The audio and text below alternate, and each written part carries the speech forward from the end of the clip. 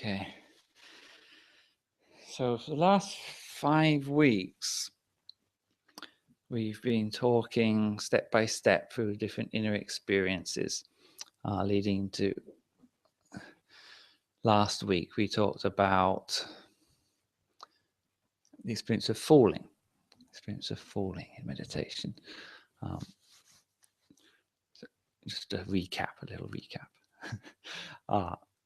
We talked about sometimes you get this experience of expanding, sometimes you get the experience of inner light, sometimes you have the experience of the crystal ball, you're seeing a ball of light, and that expanding, and another one appearing, and another one appearing. So we talked about that on one of the courses as well, on the classes. And then finally, all of it will end up to this final point of experience of falling and a shifting of dimension, where this body, but also for most of you who've already experienced the body more or less disappearing or completely disappearing, but you can go even beyond that state that you've been in, and going whoop into this inner dimension. And when that happens, which we talked about last week, the experience of falling, once you can get past the tricky thing about this falling thing, and be neutral to it, then oftentimes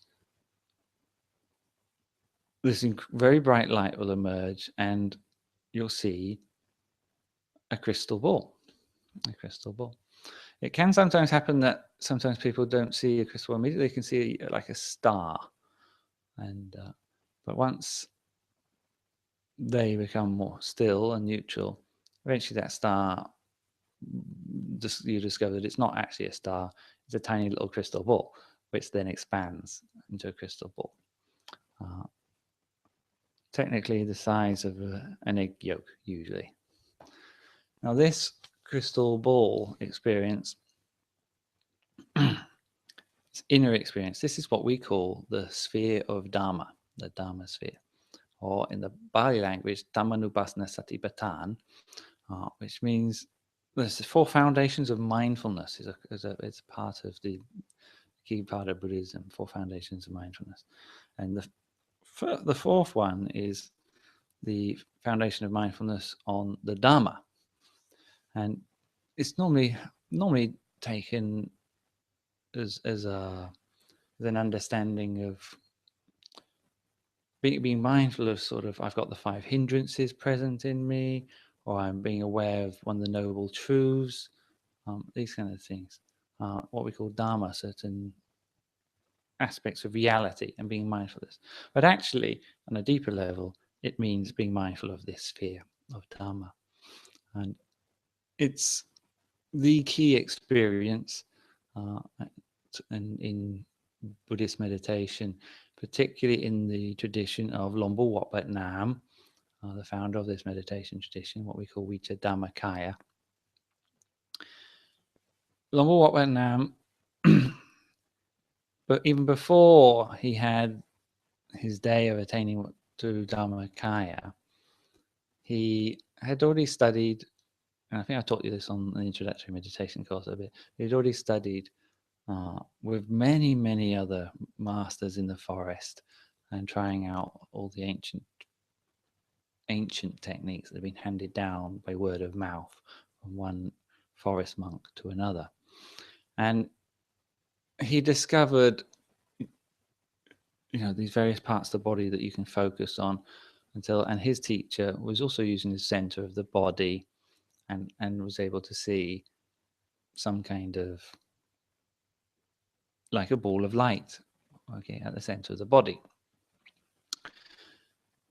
But that ball of light is the stable ball of light is what we call an amita. And I've talked about this in the introductory meditation course as what it calls a patipagana amita, or a stable. Might want to change those lights a bit. Okay, better. Okay, thank you. What he had was this stable image. An image is a level of an image, which is very stable. And even at that level, it produced this kind of inner peace and happiness, so that his teacher, the monk that he learned this from, thought that was as far as you can go, almost, and was happy to authorize him to become a teacher in his own right at this point. But he knew that there was more to this. So one morning, Lombo Vietnam made this. In fact, this rainy season I say rainy season. In England, you probably won't know what a rainy season is. You think it's like it seems familiar. It's not one season; it's like 4 seasons, But in India and Thailand, the rainy season starts around now, okay, and goes on for the next 3 to 4 months. So, and the monk will normally stay in one place for the whole of that rainy season. He has to stay in one place in the temple. And so he chose a place to do that and put aside all his other responsibilities of teaching the Bali language and Dharma, and just would focus on his meditation. He thought, I've been a monk for 11 years now, and he just felt I should have done it. And he couldn't accept the fact that he hadn't yet attained what he set out to attain. So he just put everything aside and dedicated himself to intensive meditation in that rainy season. Until one morning, maybe he felt he was ready, or maybe he felt that it was time. And so he made this resolution in the late morning, that he would meditate until he heard the drum for the midday meal. So he'd have a very long meditation. It must have been about 3-4 hours long meditation. And he had this very strong intention. And it was during that morning that he went beyond that kind of image of a crystal ball at the center of the body, and had that experience, I guess, of what you would call falling. And onto this inner dimension where he saw the real one. Now, here the thing is, what's the difference between seeing one crystal ball and another crystal ball, and how can that be important in any way? Okay. The image of the crystal ball, that's very similar to the ones that you will have been visualizing. Okay. Most of the time, if you haven't noticed this yet, you'll see it from one angle. And a lot of people see it from, for example, the top view when they visualize it. Okay. But either way, you're seeing it pretty much a 2D image. Sometimes it becomes more 3D once you've been visualizing it for long enough. Okay. But the Dharma sphere, when it's seen, is seen from all angles at the same time. You see the back of it, the front of it, the sides of it, and all the other angles simultaneously. It is quite a hard thing to get your head around. And you see the inside of it also at the same time. It's like a holistic vision of it. So just this marks it out as being a bit different. Okay, because once you've moved dimensions, this kind of multi-dimensional view of it becomes possible. Just as when we had this first image, we already would have a state of happiness and peace and bright light and so on. Once we get to that stage, then it becomes indescribable levels of happiness and peace. It was said that when he came out of meditation and having his midday meal, he was like smiling and seeming to be very joyful. And the other one said, why are you so happy today? It's hard to describe the state of inner joy of his attainment. Because also, once you get to this level, it doesn't happen just when you're in the meditation.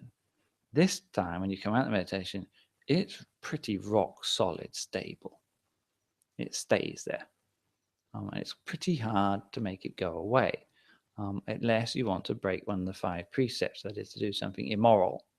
And it does turn out that we've seen with other students of Lombo Wat Vietnam, some of them have, for example, told a big lie and whoop, it disappeared. So it's a state of purity, and ordinarily it will just stay there. That is, just stay there. You wake up in the morning, it's still there. It will stay there every day, like this. But it's still not completely permanent at this stage, because, well, it might be less likely to, for example, break the 5 precepts. Not yet at the stage where you will never break these 5 precepts again, of saying 5 precepts, if you don't know them: no killing, no stealing, no sexual misconduct, no lying, and no taking intoxicants. These basic 5 principles of morality in Buddhism. And these, when done, will make this experience disappear. And there is a higher level beyond this, where you can get to a stage where it becomes impossible for you to do these 5 things again. You've just taken your mind so far beyond, permanently removes the defilements, the mental impurities that cause you to do these things, that you couldn't even do them again, that the intention would never arise. But we're not yet at that stage. Okay, we're just at what we call, the other word for this would be Battamaga, in Thai, Batomak, meaning initial path, primary path.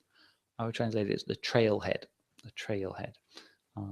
Trailhead. If you're a hiker or walker, you have a path, but there's the beginning of the path. There's like a sign tells you this is where it starts and where it goes, and so on.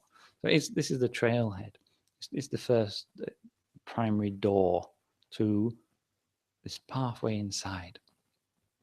So it's not a final destination.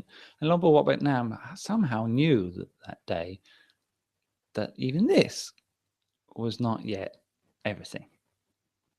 And he then went back that night and decided to meditate to the death all night long until he gained a little bit of what the Buddha had attained.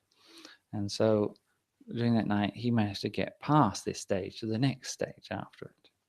And what happened there is what I'm going to go on this 5-week course, going through some of those early stages after that. And then in a later course, I go right the way down to the end of what he experienced in a way. Although maybe that's not possible, but it's give you quite a lot. There's a lot in there. There's Dharma. The Dharma is a word which is, or a pre-existing word even before Buddhism. It was just in Indian thought, it means like the truth, the teaching, the truth. And for example, what I'm teaching you, we would call, I'm teaching you Dharma. That's how we say this. In Buddhism, there are 3 main things: the Buddha, the Dharma, and the Sangha, the triple gem. The Buddha, right behind me, the one who is the teacher, okay? The teacher. What was he teaching? That was the Dharma. And who did he teach it to? And became the teachers after him? That was the Sangha, the monks. And so these 3 things in this normal way that I'm speaking with, this exoteric way that I'm speaking about it, this becomes what we call the triple gem.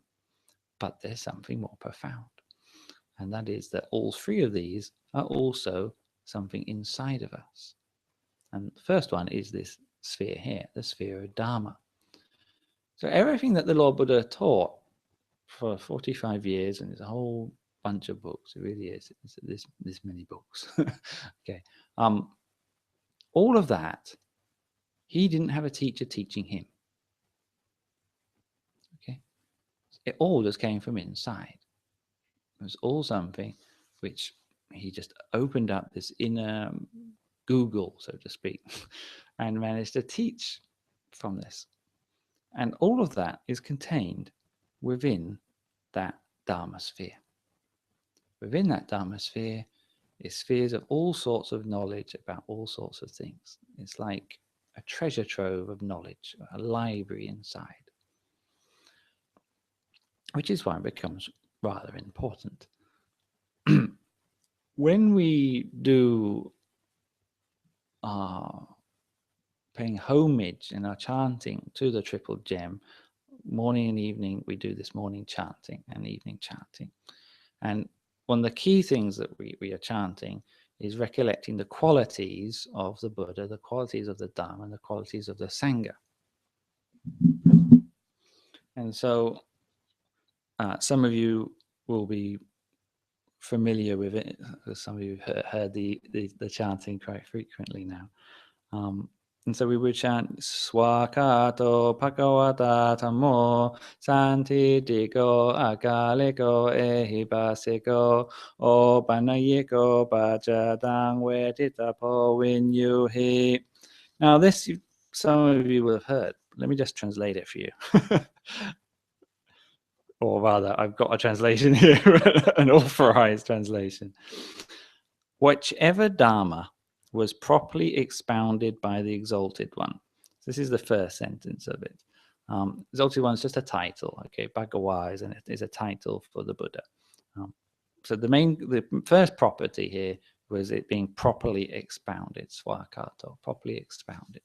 So that is the aspect of Dhamma as being a teaching. First quality as it being a teaching. And so the Buddha was an unbelievable teacher, very, very profound teacher, and he would properly expound it. So that's one aspect. So that's the external, exoteric kind of aspect of it. Second one, which is clearly perceived within ourselves. Suddenly from the external we come to the internal. That is, what he's teaching is coming from inside. And this is not just inside him, the only person, because he never claimed to be like that. He's quite the reverse. He says that you all have this ability, you all have this inside of you. So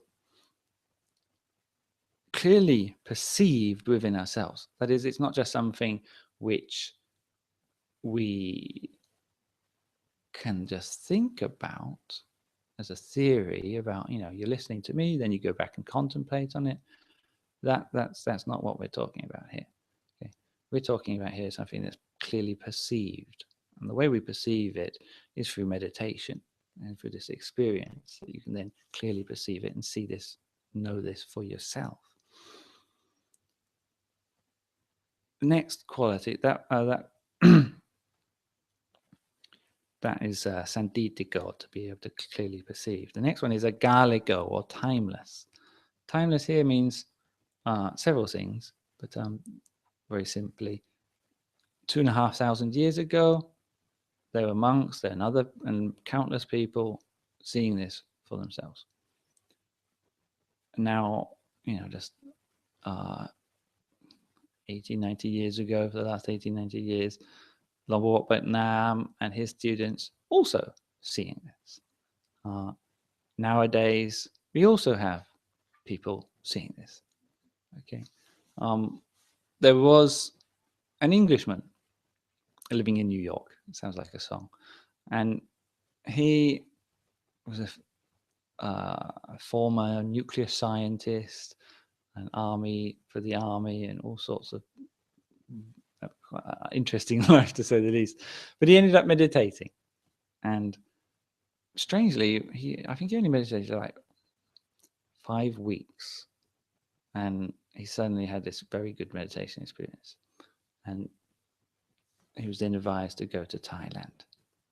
And so he went to Thailand, and he had a really good meditation experience and attained to this Dharma, and then went past this stage all the way up to what we call Dharmakaya, basically in a very, very short period of time. And he became a fantastic teacher. He just passed away just recently, because he died about 6-7 times from heart attacks, and was brought back to life and had a full heart transplant and so on. I was on TV several times in America, because even when he was going into the operating theater, he was smiling and giving advice to everybody else. And he even said, you don't need to give me any kind of anesthesia, because he could just meditate his way through it without a problem. But the doctor was like, sweaty, getting nervous. It's like, all right, but it's just for you. I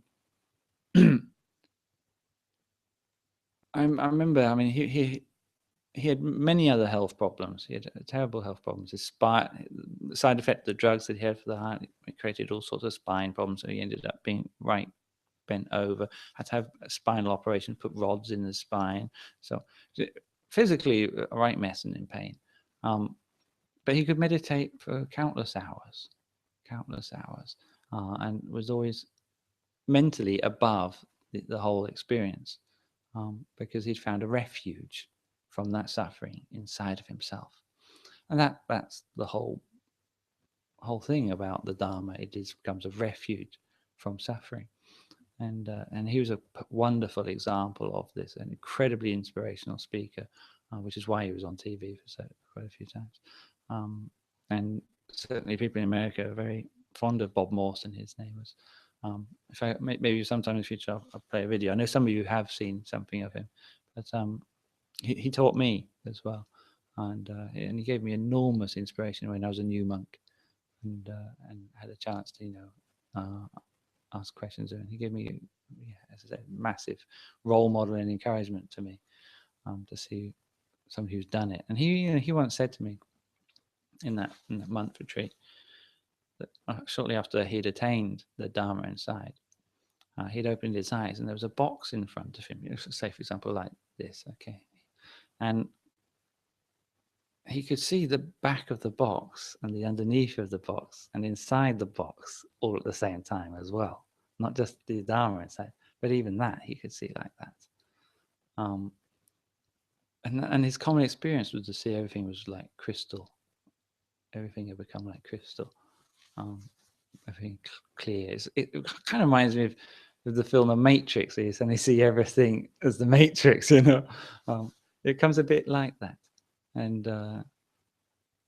so it was amazing just to speak to him and get this kind of understanding. He did ordain as a monk, but he died more or less in the chapel while he was ordaining, and he's sort of holding on while his heart attack was going. Managed to reach the end of it and then rushed off to hospital with another one. Unbelievable how many times he cheated death. So in the end, death meets us all. But he certainly fought it more than anybody else, 6-7 times. So that's an example of the timeless quality of this. Even, yes, 2,500 years ago, or 80 years ago, or just a few years ago. And I've just had a friend also getting to the same state just a couple of months ago. This is the timeless aspect of it, okay? And it will always be like that. It's there. It's available to be done. You just have to know where it is and how to do it. And so it can disappear for a long period of time. And actually, Luang Por Wat Bat Nam said the knowledge of it did disappear about 500 years after the passing away of the Lord Buddha. In general knowledge, it disappeared. There were maybe some exceptions, but generally speaking, it became not known about how and where to get to this state. And that was why we paid so much respect to Luang Por Wat Bat Nam, was he rediscovered the how and the where and what to do afterwards as well. So there was another monk in Thailand who had also attained to a very similar state, and he talked about this sphere, what he called a Buddha sphere, a Buddhosphere. But he didn't know what happens next and how to get past it, which I won't talk about tonight, but it is a kind of a crucial thing. Next quality was ahibasiko. Ahibasiko, we can sometimes translate as come and see. But it says here, which inspires those who see it to call others to come and see it. Bit of a long translation. Once yes, you are seeing it, but I mean, if it was just, oh wow, it's pretty fancy, I can see it from all angles, that's not quite enough to tell you to try and get everybody in the whole world to come and see it. No, it's not just the visual experience which is causing that, it's the unbelievable happiness and freedom from all the stresses and sufferings during that time, which you just too good to have for yourself. Okay, it's just too good to keep to yourself. And it becomes a very natural inclination of an open heart as well at that time to encourage other people to gain the same kind of experience for themselves. It becomes a natural phenomenon at that point. And they mostly will become teachers at that point, or at least what we call a Galyanamita, or a good friend to encourage other people. The next one was which should be internalized. Actually, Luang Por Wat, when I taught, there was a much deeper meaning to this. It was the word of obaniyako. Now, this here is talking about internalizing is the kind of concept here, but it means you have to actually go into the center of this as well. To go through the center of the center, like I taught in the last course. Even this one, the same principle arises. Go to the center of it. But you cannot break your way into this one. The only real way to get into the center of it, to get inside of it, is to be completely still. And it's the absolutely only way. That's why Luang Por Wat Ban Nam's famous maxim of to stop is to succeed, or stopping the mind is the secret of success, because it's the only way to get past this stage. The mind has to become rock solid still. When it becomes rock solid still, it's drawn into the center of it, and then it goes into the next stage. And it will be internalized. It will go through one inner dimension to another inner dimension, deeper and deeper into your inner self, in a stepping stone fashion. And those stepping stones, so to speak, is what I will be going into as we go through the weeks. The next one was, which can be subjectively realized by the wise. Crucial point here. It just, for me, and this is partly why I suppose I became so interested in Buddhism. When I was growing up, I was very much a scientific mind point. I top grades in physics, chemistry, biology, top in the school on all three. I was the scientist of the school. And so my way of thinking was very much of this kind of experimental scientific point of view. And so the idea of being able to verify things, to being able to subjectively carry out the experiment and verify things, for me, it was a very crucial thing in Buddhism that attracted me to it. And I did study all the religions when I went to university, studying philosophy for 4 years. And in my own time, I was studying theosophy, the comparative religion. I was studying all the different religions and comparing them. But I was very, very drawn to Buddhism because there was an aspect where you could and should, and were told to, that you must verify it for yourself. And so everything I teach you tonight, you take it with a pinch of salt. I'm only teaching you because there's a real chance that one of you might attain it. Okay. Every time you meditate, there's a real chance, particularly when your mind is that still, that you could just suddenly attain it. So that's why I'm teaching it. Okay. And that is the crucial thing. It's not enough just to have it as an article of faith that it could be attained by other people or was attained by the Buddha. It's a starting point. But the main point the Buddha said was, you've got to do the work. You've got to know for yourself.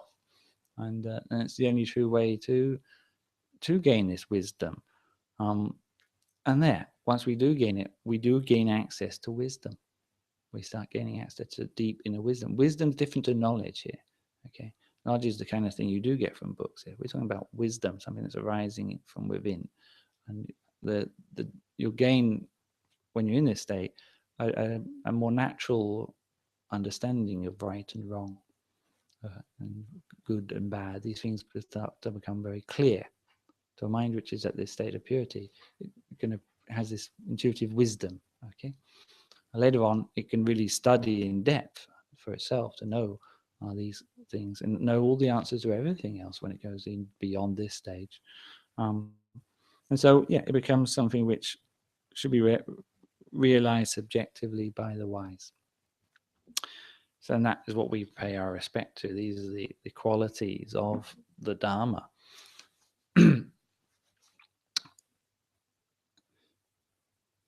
It therefore becomes the external teaching, okay, but the external teaching is coming from something which is internal, and which you can attain just by stopping the mind still at the center of the body. That's the main thing. You summarize the whole thing, stop the mind at the center of the body, in the center of the center, the center of the center, still, and what we call stopping in the stop.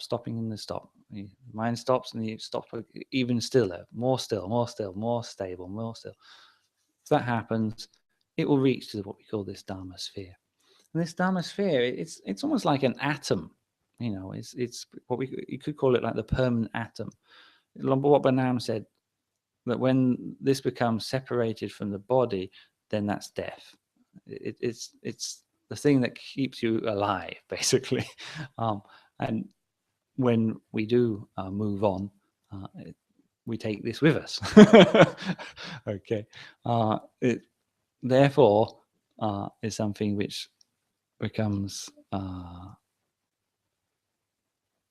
survives death. It's not the only thing, but it's certainly one of the main things which survives death, and therefore has, as I said, not just within it all knowledge and wisdom, but it also has our memory. Our memory. And on a memory not just of this lifetime, but all the other ones.